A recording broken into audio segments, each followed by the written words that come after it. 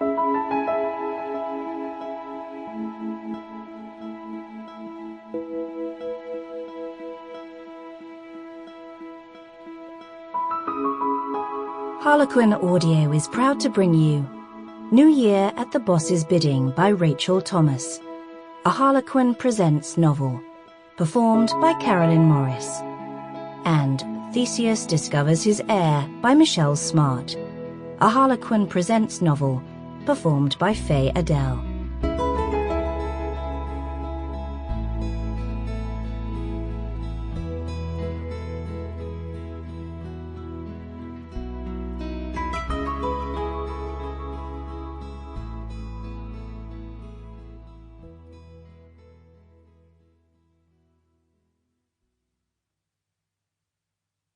New Year at the Boss's Bidding by Rachel Thomas. Chapter 1. Today, nothing could dampen Tilly Rogers' enthusiasm for the exciting contract she had landed. Tonight, she would be catering for Xavier Moretti's New Year's Eve dinner party, a contract that was a much-needed boost to her new business. The manor house he'd hired for the occasion, set on the edge of Exmoor, was proving difficult to find, but even that didn't faze her. She was away from London, and thankful that this New Year's Eve would be very different from last year's. Tilly gripped the steering wheel of her small white van a bit tighter as the light flurry of snow landing on the windscreen increased to a constant bombardment of small, fluffy flakes. She must be almost at the manor by now.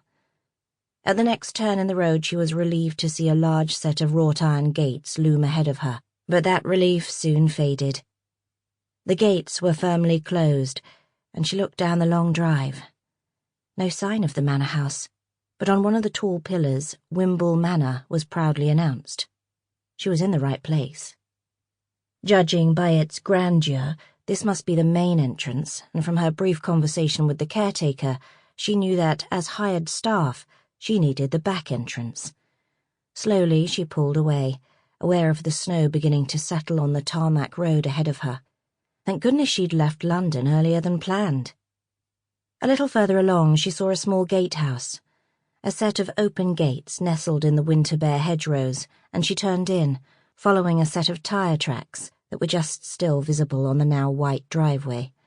Someone else had just arrived, but it couldn't be her staff, Katie and Jane. They weren't due until later this afternoon, by which time she hoped it would have stopped snowing. Cautiously she drove along the snow-covered lane, but couldn't resist a glance around the grounds of the manor, which were turning very quickly into a winter wonderland. The narrow road led through a small wood, over an old stone bridge, and on the other side Tilly got the first sight of Wimble Manor. "Oh my goodness," she said as she looked up at the imposing manor house.